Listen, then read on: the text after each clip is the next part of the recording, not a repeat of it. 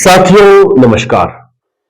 पिछले एक दशक के दौरान जिस तरह से समूचे सिस्टम का फेल्योर हुआ है हिंदुस्तान में, वह बेहद चिंताजनक है। लेकिन सिस्टम के सबसे महत्वपूर्ण हिस्से यानी कि हमारी जुडिशरी में जो कमियां आई हैं, जिस तरह की शिकायतें आम जनता कर रही है जुडिशरी को लेकर के जो दिख रहा है, दरअसल वह बेहद दुखद है। अब सुप्रीम कोर्ट भी जनता की निगाह में जेरे गौर है। निचली अदालतों की बात तो छोड़ दीजिए, जिस तरह के निर्णय आ रहे हैं, जिस तरह से तमाम एक ही जैसे मामलों में कुछ लोगों को छूट दी जा रही है, कुछ लोगों के खिलाफ कार्रवाई की जा रही है।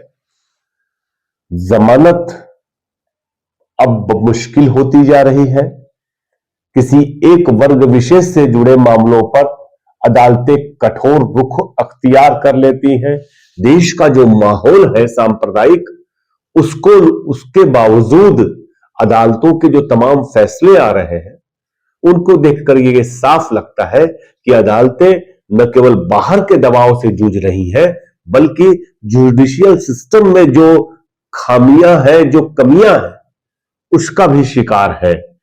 यह खबर जरूर आप तक पहुंची होगी कि दिल्ली हाई कोर्ट के सिटिंग जज यशवंत वर्मा के घर में आग लगने के बाद जब फायर ब्रिगेड पहुंचा तो उसको भारी मात्रा में कैश मिला। तो टोटल कैश मिला और उसकी बताया जा रहा है कि वह 15 से 20 करोड़ रुपए है।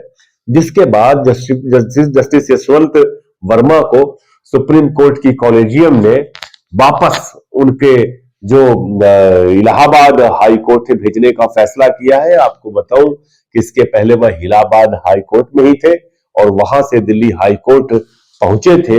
इलाहाबाद हाई कोर्ट में उनको जज की शपथ भी पूर्व सीजेआई हमारे चंद्रचूड़ साहब ने ही दिलवाई थी।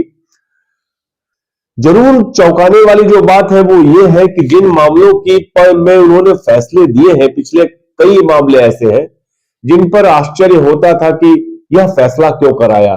जैसे कि दिल्ली सरकार के पूर्व मंत्री सत्येंद्र जैन की जमानत का जब मामला आया तो ये इन्हीं जस्टिस साहब के पास था।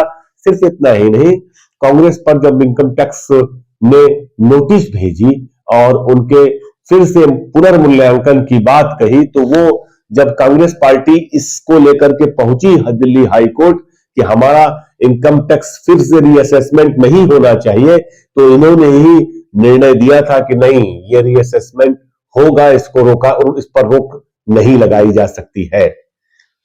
तो तमाम महत्वपूर्ण मामलों की, कारपोरेट के मामलों की सुनवाई कर रहे थे लगातार, और अब ये हो गया। ऐसा नहीं है कि सुप्रीम कोर्ट पे या फिर हमारे देश के समूचे जुडिशरी सिस्टम पे जो आरोप लग रहे हैं वो सिर्फ यह एक घटना बताती है या फिर इस एक घटना से उसकी एक झांकी देखने को मिलती है। दरअसल सुप्रीम कोर्ट के तमाम जजेज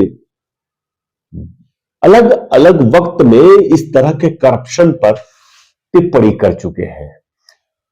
किसी जज के घर से 15 करोड़ रुपया मिलना मामूली बात नहीं है, लेकिन ये बताता ही है, ये घटना बताती है कि दरअसल इस देश में जो जुडिशियल प्रोसेस चल रहा है वह कैसे चल रहा है। यह बात तो तय है कि यह पैसा ईमानदारी और नेक नियति से आया होगा, ऐसा हरगिज नहीं है। यह बेईमानी का पैसा था, यह साबित बात है। इस बात को लेकर के कोई तर्क भी नहीं हो सकते। एक चीज ये हो सकती है कि कॉलेजियम की सिफारिश के बावजूद जस्टिस वर्मा अपने पद को न छोड़े, वापस इलाहाबाद हाई कोर्ट न जाए, तब उनके खिलाफ महाअभियोग लाया जाएगा। लेकिन आपको बता दें कि अभी इसके पहले जैसे इलाहाबाद हाई कोर्ट जो कि लगातार अपने तमाम निर्णयों और आदेशों को लेकर के सुर्खियों में है, अपने जजेज को लेकर के सुर्खियों में है, वहीं के जज शेखर कुमार यादव ने जब यह टिप्पणी करी कि यह हिंदुस्तान बहुसंख्यकों का है और अल्पसंख्यकों के लिए कठमुल्ले जैसे शब्द का इस्तेमाल किया गया, जब हाई कोर्ट परिसर के भीतर विश्व हिंदू परिषद का एक कार्यक्रम आयोजित किया गया था। उस दौरान जब इन्होंने इस किस्म की टिप्पणी करी तो संसद में सांसदों ने 50 राज्यसभा सांसदों ने बाकायदे इनके खिलाफ महाभियोग लाने का प्रस्ताव रखा, लेकिन उसको लेकर के बात कुछ भी आगे नहीं बढ़ी, जिसकी चर्चा आज जयराम रमेश ने, जो कांग्रेस के नेता है राज्यसभा में, उन्होंने इस बात को रखा और उन्होंने कहा कि इस बात पर चिंता जताई कि किस तरह से एक जज के यहाँ जब फायर ब्रिगेड आग बुझाने पहुंचता है तो भारी भरकम राशि मिलती है। चिंता वाजिब है, सबकी चिंता वाजिब है। आपको बताऊं कि सुप्रीम कोर्ट के 19वें चीफ जस्टिस हुआ करते थे जस्टिस वेंकट रमैया। तो जब जस्टिस वेंकट रमैया दिसंबर 1989 में रिटायर्ड होने को हुए तो उन्होंने एक बयान दिया। उन्होंने साफ तौर पे कहा कि हमारे देश में जो कोर्ट है वो मानकों पर खरे नहीं उतर रहे।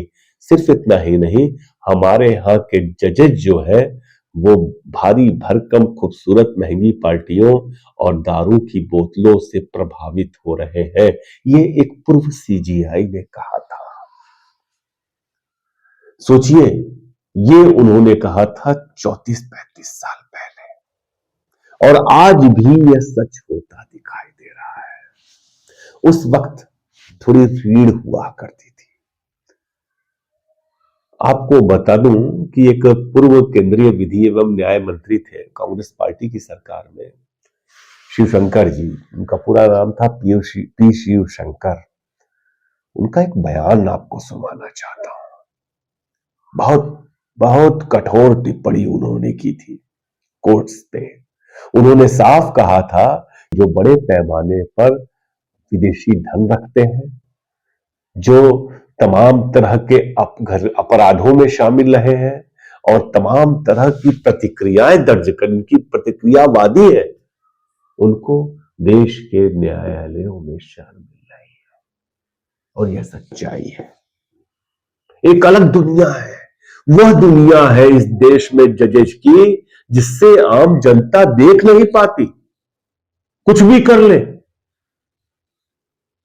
वह हम लोगों की निगाह में आता ही नहीं कि क्या हो रहा है, क्या चल रहा है। और किसी रोज अचानक ईडी सीबीआई का छापा छोड़िए फायर ब्रिगेड को। पवन खेरा ने बहुत अच्छा कमेंट किया है।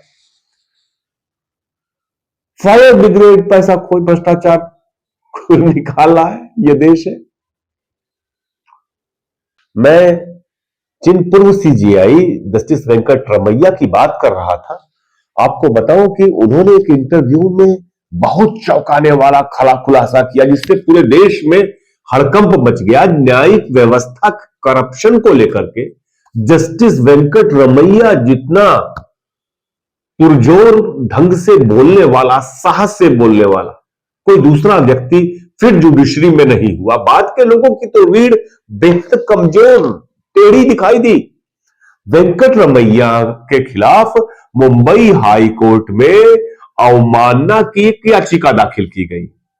उसमें वेंकट रमैया के एक इंटरव्यू का जिक्र किया गया। आप सुनिए, मैं अच्छा सा बता रहा हूं कि वेंकट रमैया ने जुडिशरी के करप्शन को लेकर के क्या कहा था, ध्यान से सुनिएगा। उन्होंने कहा था कि प्रत्येक उच्च न्यायालय में, ये बात 1989 की है, 35 साल पहले की। उन्होंने कहा कि प्रत्येक उच्च न्यायालय में कम से कम 4 से 5 न्यायाधीश ऐसे थे जो लगभग हर शाम किसी वकील के घर या किसी विदेशी दूतावास में भोजन करते और शराब पीते थे। ऐसे न्यायाधीशों की अनुमानित संख्या लगभग 90 थी और व्यवहारिक रूप से देश के सभी 22 उच्च न्यायालयों में न्यायाधीशों के करीबी रिश्तेदार फल फूल रहे थे। न्यायमूर्ति वेंकट रमैया ने जो ये जजेस थे जिनकी संख्या 90 थी, उनको स्थानांतरित करने का सुझाव दिया था कि उनको दूसरे जगहों की अदालतों में ट्रांसफर कर देना चाहिए, लेकिन ऐसा नहीं हुआ।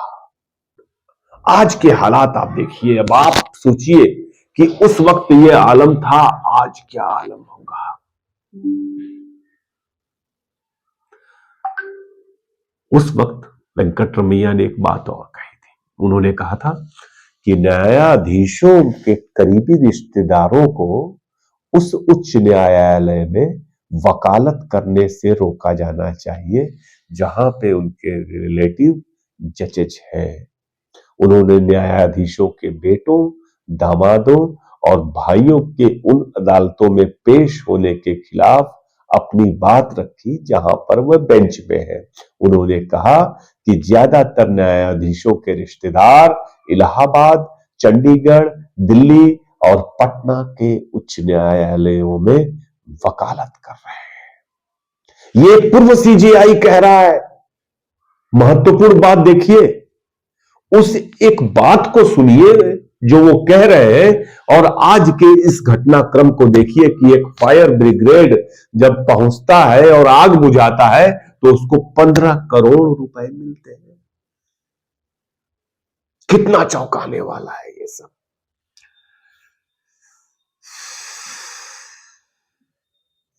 सीजीआई वेंकटरमैया ने उस वक्त ये भी कहा था, मैं उनके माने जब ये घटना घटी आज वाली जो दिखाई दी, उसके बाद मुझे वही याद आया। उन्होंने कहा कि अपने एक इंटरव्यू में कि देश के सभी 22 उच्च न्यायालयों में न्यायाधीशों के करीबी रिश्तेदार फल फूल रहे हैं। उन्होंने कहा कि ऐसे आरोप थे कि कुछ निर्णयों को उनके माध्यम से प्रभावित किया गया, भले ही वह ऐसे मामलों में सीधे वकील के रूप में शामिल न हुए हो। मतलब कहने का यह है कि जो वकील जजेस के रिलेटिव थे वो तमाम निर्णयों में अपना हस्तक्षेप करते थे, जजेस से मिलकर उनको प्रभावित करने की कोशिश किया करते थे, भले वह उन मामलों में वकील हो चाहे ना हो। आप अंदाजा लगाइए क्या स्थिति थी और क्या स्थिति आज है। जुडिशरी का करप्शन एक लगातार चलने वाली स्थिति है जो कि अब कॉलेजियम के बाद और बढ़ गई है। जब तक पिता जज, बेटा जज, क्या है भाई, चाचा भतीजा, पूरा का पूरा परिवार जजेज का परिवार, कोई राष्ट्रीय तंत्र चल रहा है क्या देश में? ऐसे तो बिल्कुल नहीं होना चाहिए। उन्होंने उस इंटरव्यू में कहा था वेंकटरमैया ने कि इस रिपोर्ट को नजरअंदाज करना कठिन है कि एक न्यायाधीश का हर भाई, बेटा या दामाद, चाहे वह वकील के रूप में कितना ही योग्य या अयोग्य हो, ये 89 की बात है, फिर से बोल रहा हूं कि 89 में वेंकटरमैया ने कहा कि किसी न्यायाधीश का रिलेटिव, भाई, दामाद, कुछ भी हो, वह आसानी से हर महीने 10 से 15 हजार रुपए कमा सकता है बिना कुछ किए, क्योंकि वो एक जज का रिलेटिव है।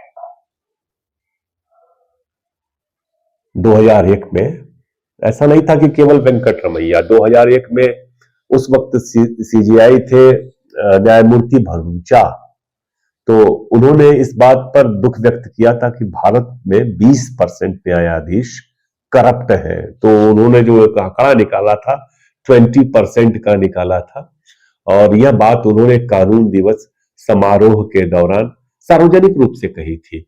उसके अलावा एक थे जस्टिस माइकल समदानाहा, उन्होंने कहा था कि 33% जो जजेज है वो करप्ट है। मार्कंडे काटजू जी तो बार बार कह चुके हैं, वो तो एक बार नहीं, उन्होंने तो सर्वोच्च न्यायालय में करप्शन का गंभीर आरोप लगाया था। उन्होंने कहा था कि भारत के 3 पूर्व मुख्य न्यायाधीशों ने तत्कालीन केंद्र की यूपीए सरकार के आग्रह पर उसके एक सहयोगी डीएमके के दबाव में मद्रास उच्च न्यायालय के एक अतिरिक्त न्यायाधीश को सेवा विस्तार देने का निर्णय लिया था। मतलब यह कि जजेस के प्रमोशन में भी बाकायदे सोच सिफारिश पॉलिटिकल चलती थी। तो काटजू साहब तो खुल करके करप्शन की बात करते हैं, हमेशा कहते रहे हैं कि जो देश का न्यायिक तंत्र है वो कितना करप्ट है। अब सवाल खड़ा होता है कि इसे रोका कैसे जाए। सरकार तो कतई गंभीर नहीं दिखाई देती। अदालतों से, निचली अदालतों से जिस तरह के फैसले आ रहे हैं, साफ पता लगता है कि भारी दबाव में है इस देश की अदालतें। इलाहाबाद हाई कोर्ट तो जैसे कि सबसे आगे निकल गया है। तमाम अजीब अजीब तरह के फैसले आते हैं। मैं अभी पढ़ रहा था कहीं पर, जस्टिस शेखर यादव ने ही कहा था कि गाय को राष्ट्रीय पशु घोषित कर देना चाहिए और उसका संरक्षण करना हिंदुओं का कर्तव्य बताया जाना चाहिए। जजेज अजीब अजीब तरह की टिप्पणी करते हैं। जो अभी रेप को लेकर के एक फैसला आया है, किसी जज की एक टिप्पणी आई है, बहुत चर्चा में थी, वो ऐसी टिप्पणी है कि मैं आपके सामने बोल नहीं सकता। तो दरअसल तमाम अयोग्य लोगों को जजेज बनाया गया, तमाम अयोग्य लोगों को इंपॉर्टेंट बेंचेस दी गई। अभी कारमा का एक बड़ा वो आया कि रिपोर्ट आई थी पूर्व सीजीआई पे, उसमें तो यहां तक कहा गया कि पूर्व चीफ जस्टिस अपने हिसाब से बहुत सोच समझ करके, दिमाग लगा करके, बुद्धि लगा करके, जिनसे सरकार प्रभावित हो सकती है, वैसे निर्णय जानबूझ करके ऐसे बेंच में देते थे जो बेंच ज्यादातर भाजपा के पक्ष में निर्णय देने को लेकर के कुख्यात रही है। तो कुल मिलाकर के देश के न्यायिक तंत्र का एक, जैसे कहते हैं कि कोई पर्दा खींच दे, अचानक से कोई कपड़ा बदल रहा हो, यही हुआ है जस्टिस यशवंत वर्मा के मामले में। जो बुरी तरह से दाग से भरा हुआ पूरा तंत्र है जुडिशरी का, वह नंगा हुआ है देश की जनता के सामने। और अगर थोड़ा सा भी शर्म होगी इस देश में न्याय प्रक्रिया को चलाने वालों की, तो खाली उनको इलाहाबाद हाईकोर्ट वापस नहीं भेजेंगे, उनको पद से हटाने की सिफारिश की जानी चाहिए। फिर मिलते हैं। नमस्कार।